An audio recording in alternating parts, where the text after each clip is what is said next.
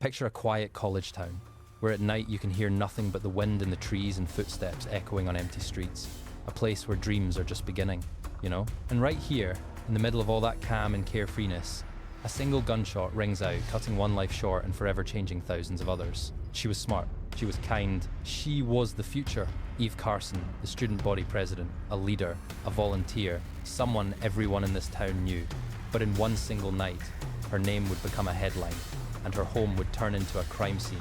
This is a story about greed, about a random choice of a victim, and about a system that failed at the most terrifying possible moment.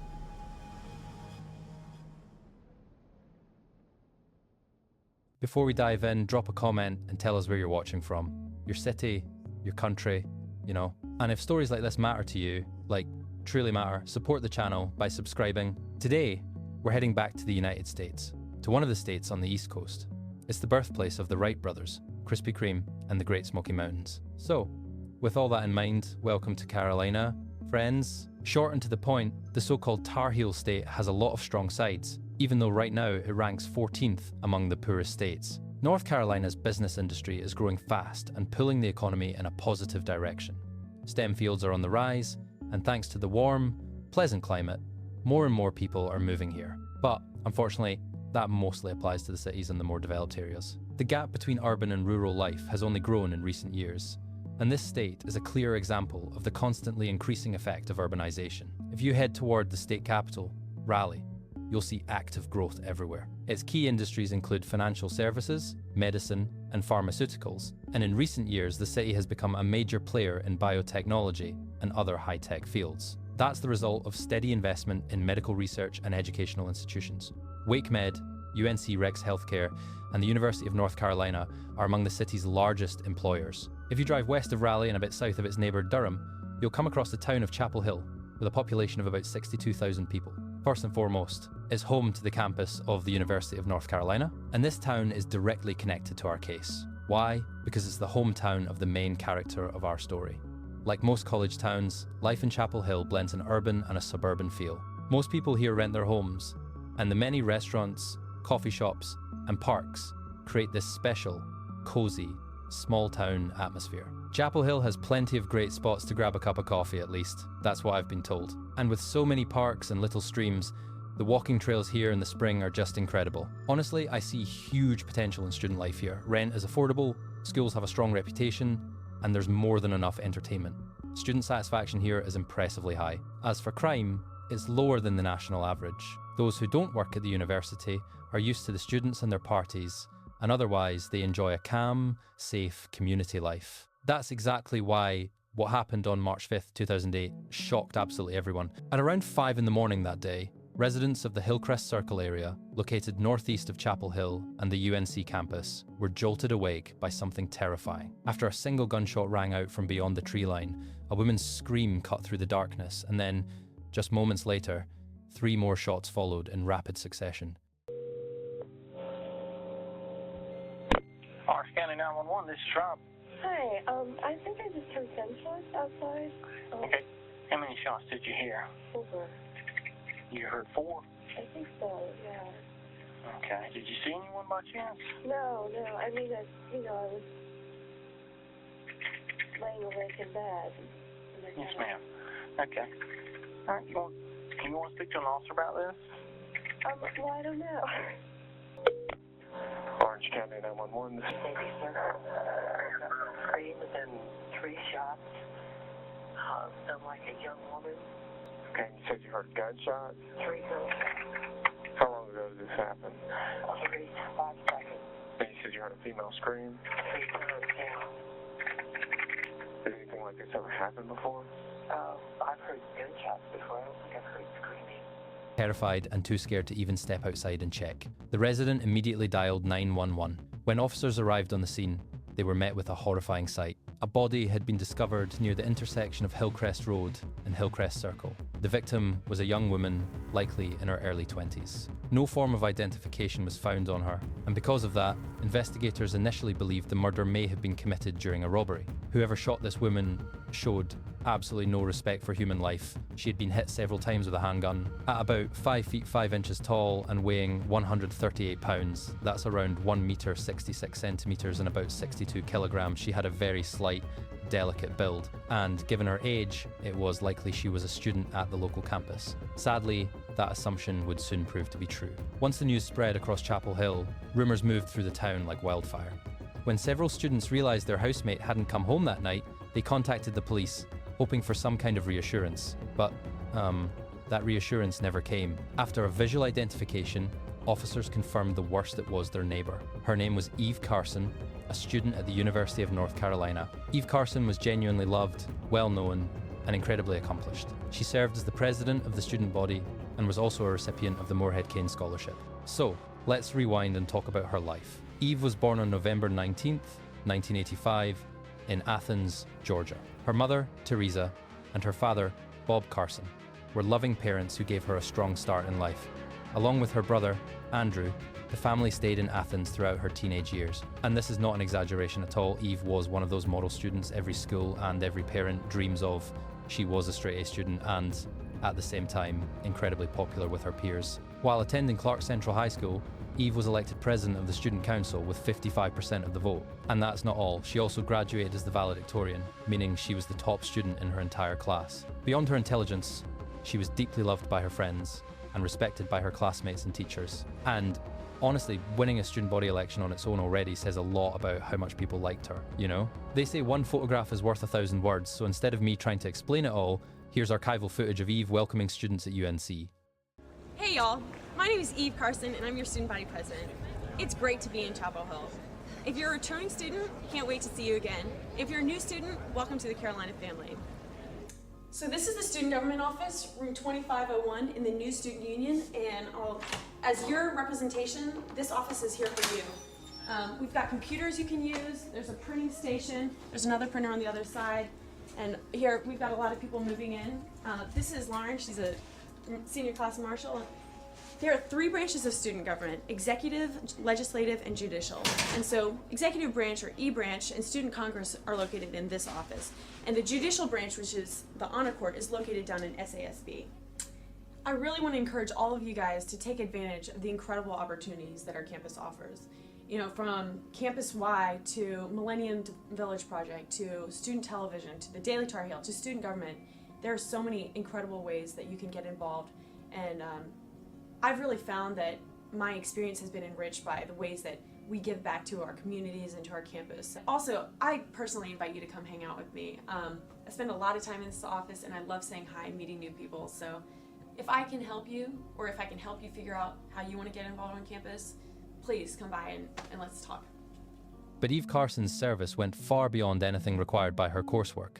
Through the Moorhead Summer Enrichment Program, she volunteered during her summer breaks in Ecuador, Egypt, and Ghana. There, she worked as a medical assistant in rural areas, volunteered on a coffee plantation, and taught locals basic computer skills.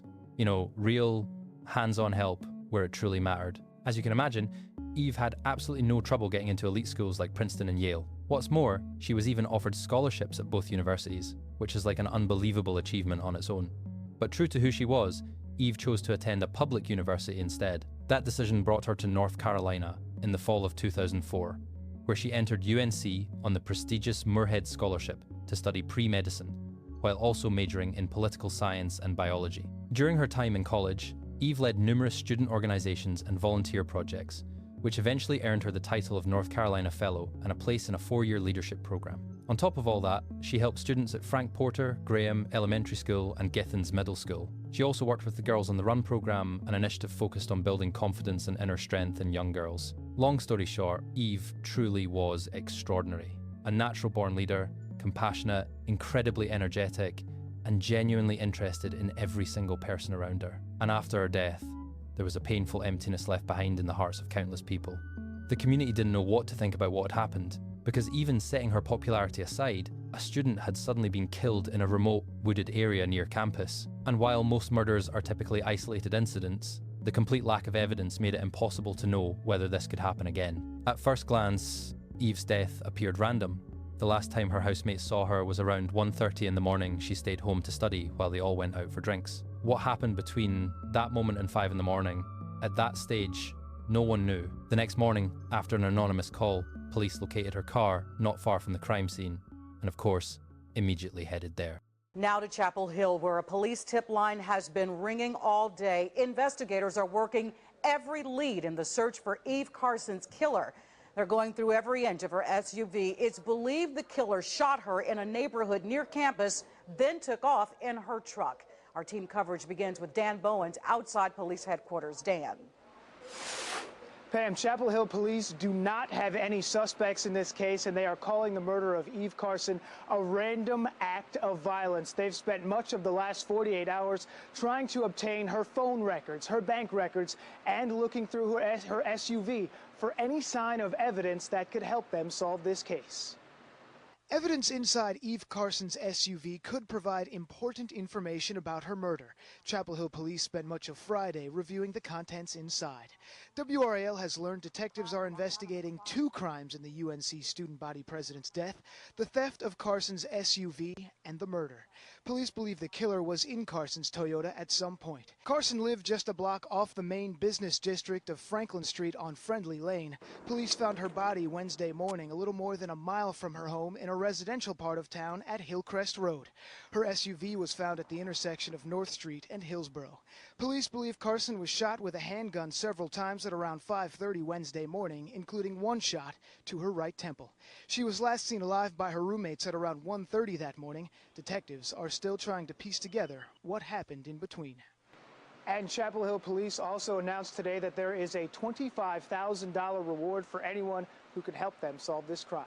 Pam? Dan Bowens live in Chapel Hill. Thank you. A blue 2005 Toyota Highlander with Georgia license plates was found near the intersection of North Street and Hillsborough. From that spot to where Eve's body was discovered, it was about a 30-minute walk. The vehicle was also very close to her home, the exact place she had disappeared from. The address, 202 Friendly Lane, was literally just a few steps away from where the car was parked. So, at that point, officers couldn't be sure whether she had left the car there herself earlier or whether it had been moved closer to the time the shots were fired. Later, forensic analysts were able to confirm that the last activity on Eve's computer was recorded at 3:37 in the morning, more than 2 hours after her roommates had left the house. That was a critical detail because it helped narrow down the window in which she could have been abducted. And finally, the long-awaited break regarding either her killer or killers and a possible motive came after investigators gained access to her financial accounts. They discovered that at 3:55 in the morning, on the day she disappeared, just 21 minutes after her last computer activity, multiple attempts were made to withdraw cash from her bank account. These attempts took place at an ATM at University Mall in Chapel Hill, located north of the university and not far from where Eve's body would later be found. The daily withdrawal limit of $700 was taken from her account, and the next 5 attempts were unsuccessful. And this is where investigators got their first major breakthrough. Because that ATM was a drive-through, the building was equipped with surveillance cameras. At the exact time her card was being used, the camera captured several images of the person using it. The footage was grainy, but officers could make out a young man wearing a hoodie and a black cap. And in one of the frames, it also appeared that there might be another person sitting in the back passenger seat of the car. At that moment, Eve was still alive when those images were taken. Could that have been her? Or was there another person inside the car along with the figure in the hoodie? Analysts later enhanced the images to higher resolution and in colour, but the figure or figures in the back seat still remained unclear. At 4:44 that same night, there was another attempt to withdraw money from her account. This time, however, the cameras did not capture the person responsible. And tragically, just 24 minutes after that, Eve Carson was shot 5 times. But the attempts didn't stop there. Over the following days, there were several more. Just 7 hours later, at 12:39 in the afternoon, her card was used 2 more times at a mini-mart on Moorhead Avenue in Durham. Then again the next day at 12:16 in the morning. And then, yet again, at a 5th location, 1 day later. Whoever was stealing money from her account was becoming bolder and, honestly, careless. And that final risk turned out to be fatal for them. Because, incredibly, that 5th and final location was also equipped with a camera. At 12:54 in the morning on March 7th, a surveillance camera captured a person entering the Carolina Food Mart on Austin Avenue. The individual walked up to the ATM inside the store and used Eve's card, but the transaction was declined. What immediately caught officers' attention, though, was this: even though the figure was clearly male, it was also clearly not the same man seen in the earlier ATM footage. That meant either there were two suspects, or someone was deliberately trying to throw the investigation off track. While officers worked to identify the suspects and track down their locations, the cities of Chapel Hill and Athens came together in mourning for Eve Carson. On March 9th, 2008, she was laid to rest. Hundreds of people attended her funeral, and across Carolina, thousands honored her with moments of silence. Honestly, this young woman was deeply, deeply loved. Despite the surveillance images and all the work of law enforcement, the investigation moved slowly at first. But on March 12th, 7 days after her death, police finally received a lead. After an anonymous tip and a striking resemblance to the surveillance photos, investigators focused their attention on a man named Demario James Atwater. Demario, to put it lightly, was a troubled individual. At the time, he was 21 years old and already had 2 prior felony convictions. While on probation, he committed several more offences and was even scheduled to appear in court just 2 days before Eve was murdered. His criminal history, dating back to 2004, included convictions for assault, robbery, trespassing, and possession of marijuana with intent to distribute. In 2005, he was caught committing a residential burglary. In 2006, he was caught again, this time while already on probation. On top of that, he had been arrested for carrying a firearm while on probation, but due to a court mix-up, his hearing was postponed to a date after Eve's death. His criminal profile fit disturbingly well with the details of this murder. It was hard to deny that Demario appeared to be the man seen on camera at the Carolina Food Mart on Alston Avenue. And, on top of that, Demario lived not far from the crime scene on Rosedale Avenue in Durham, northeast of Chapel Hill. When investigators learned that he was associated with another man named Lawrence Alvin Lovett, they noticed that Lawrence bore an uncanny resemblance to the other suspect seen in the ATM footage. Both Lawrence and Demario were high school dropouts from Durham, and since they had attended the same school, their connection made sense. So, on the morning of March 12th, 2008, police decided to pay Demario a visit. Court in Hillsborough when Demario Atwater faced a judge charged with the murder of the UNC student body president. He's not the only suspect either. Chapel Hill and Durham police are looking for Lawrence Lovett. He is considered armed and dangerous. Warrants also charge him with Carson's murder. This, as of late this afternoon, a standoff unfolded at the home owned by someone with the same last name. Special enforcement teams rolled in and blasted down doors and windows. No word yet whether Lovett was inside. We began our team coverage right now live in Chapel Hill, where Amanda Lamb has spent the day following the latest developments. Amanda. Pam, as you said, big developments in this case today. Tips from those surveillance video pictures allowed police to arrest one suspect and identify another. Now police have a name to put with this face of a suspect in this convenience store surveillance video. They say this man who tried to use Eve Carson's ATM card is 21-year-old Demario Atwater. A tip from that picture led them to arrest Atwater in Durham on first-degree murder charges. At approximately 5 a.m., Demario James Atwater, 21 years old, was taken into police custody after he was observed exiting the residence. Curran also said they are still looking for another suspect. This man, the driver in what was believed to be Carson's SUV at a bank ATM machine in this surveillance picture. 17-year-old Lawrence Lovett. Lawrence Alvin Lovett Jr. should be considered armed and dangerous. We would encourage citizens not to approach him if they see him. Just 1 week after Carson was found shot to death in a neighborhood near UNC's campus, Chapel Hill Mayor Kevin Foy thanked the police for their hard work, but reminded everyone that a cloud of grief still lingers here. As encouraging as the developments today are, we are still a community in grief. We have come together during this difficult time to comfort each other and to help heal our community. But we also still must offer comfort to a family in mourning. Eventually, Lawrence was arrested and charged with murder alongside his accomplice. He was only 17 years old legally, still a minor, but even at that age, he already had prior convictions and was on probation for theft and breaking and entering. Lawrence also lived in the Durham area, and honestly, with the surveillance images that existed, both he and Demario were in extremely serious trouble. By the end of March 2008, an Orange County grand jury indicted both Demario and Lawrence on charges of first-degree murder. In July, the list of charges expanded to include first-degree kidnapping, armed robbery with a dangerous weapon, felony larceny, possession of a firearm by a convicted felon, and possession of stolen property.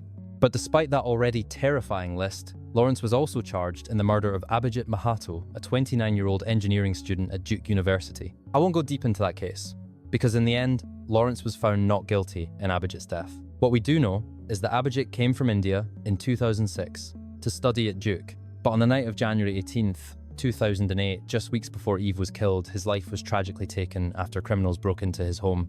Abhijit was forced into a car, driven to an ATM to withdraw money, then taken back home and shot in the face through a pillow. Based on some circumstantial evidence and a similar pattern of behaviour, Lawrence was put on trial for Abhijit's murder, but there was very little physical evidence directly tying him to the crime.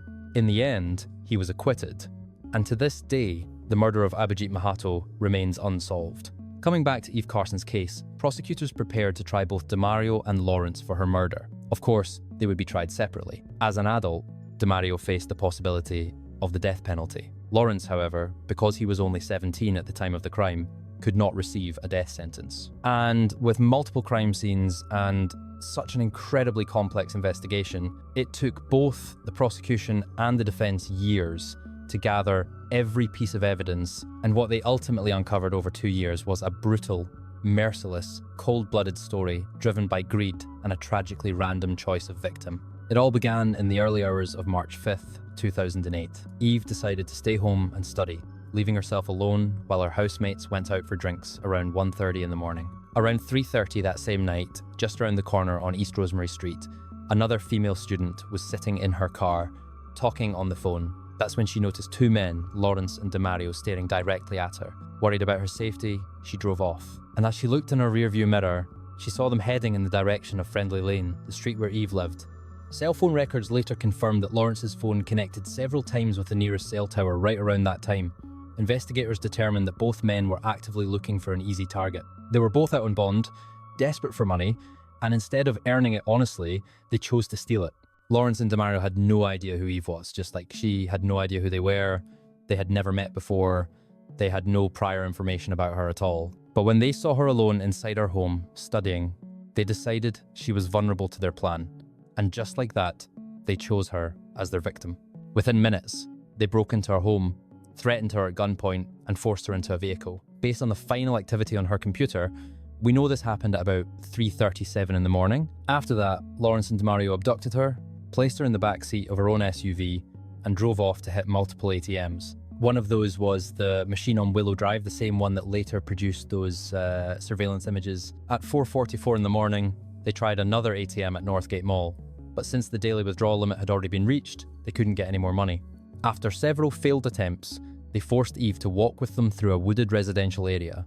That's how they reached the intersection of Hillcrest Circle and Hillcrest Road. When Eve realised they were going to kill her, she asked them to pray with her, but instead, the two men opened fire. She was shot 4 times with 2 handguns, and the fatal shot came from a sawed-off shotgun. Lawrence and DeMario fled the scene, leaving her body behind, the same body officers would later find that morning. They brutally took the life of a bright, beautiful young woman for just a few $100s each. Later, Lawrence confirmed that a total of $1,400 had been taken from her accounts, the maximum amount that could be withdrawn within 48 hours.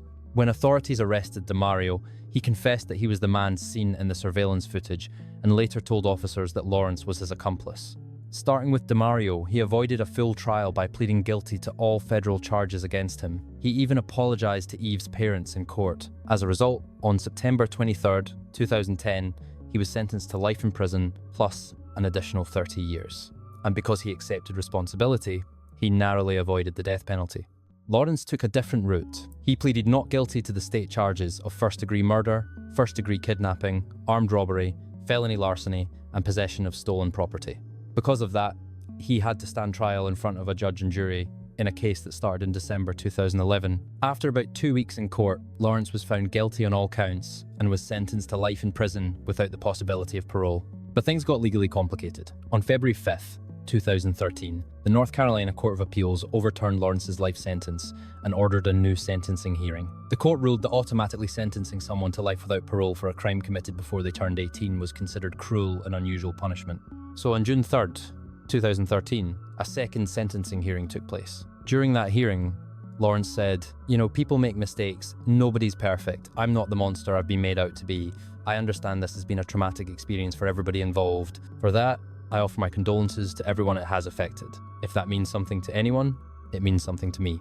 After carefully considering everything and taking Lawrence's words into account, the judge still found him guilty on all counts and once again sentenced him to life in prison without the possibility of parole.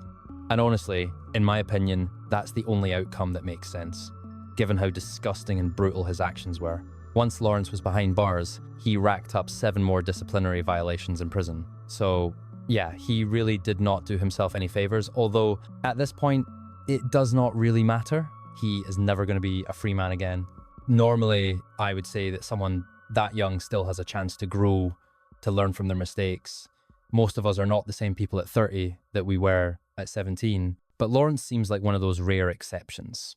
He comes across as rotten all the way to the core, with basically no real hope of rehabilitation. And aside from the murder of Abhijit, there are a few strange side stories connected to this case. Starting with DeMario, just a few months after his arrest, his half-brother Shelton was shot and killed at a house party late at night on November 8th, 2008. He and another friend were shot in the back while they were walking out the front door. Shelton was a good kid and was not following the same troubled path his older brother had taken. And understandably, that news absolutely crushed their mother. In the span of 1 year, she lost 2 of her sons. Back to Eve, her death exposed a really ugly flaw in the justice system. At the time of her murder, both of the men who killed her were on probation, and neither of them was being properly supervised. On top of that, probation officers never revoked DeMario's probation, even after they learned he had violated the terms. Eventually, in February 2008, probation officers did finally catch up with DeMario. A warrant was issued for his arrest, and he was taken into custody. But after posting a $10,000 bond, DeMario was released again while waiting for a court hearing set for March 3rd. As mentioned earlier, that hearing was postponed by 4 weeks because of a mix-up in court. But the new date would never arrive, because just 2 days later, Eve Carson was murdered.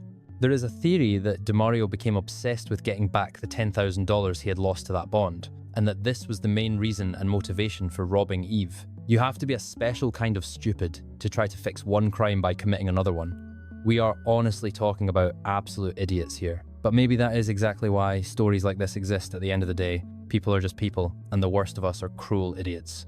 Sadly, this entire case might never have happened if it were not for negligent probation work. And the ultimate result of all that negligence was the life of Eve Carson. The life of an extraordinary woman. People who knew her described Eve as someone who radiated joy, who was deeply compassionate, and who genuinely cared about others. She was energetic, hardworking, and showed her selflessness through countless hours of volunteer work, not just at home, but also abroad during her summer breaks. Eve was constantly building connections with people around her, and through the dozens of public videos of her online, it is painfully obvious that she put others before herself. Even in her final moments, she tried to bring something good into that horror by asking Lawrence and DeMario to pray with her. To honor her life, the University of North Carolina created the Eve Carson Scholarship. It is run by students and awarded every year to 2 juniors at UNC.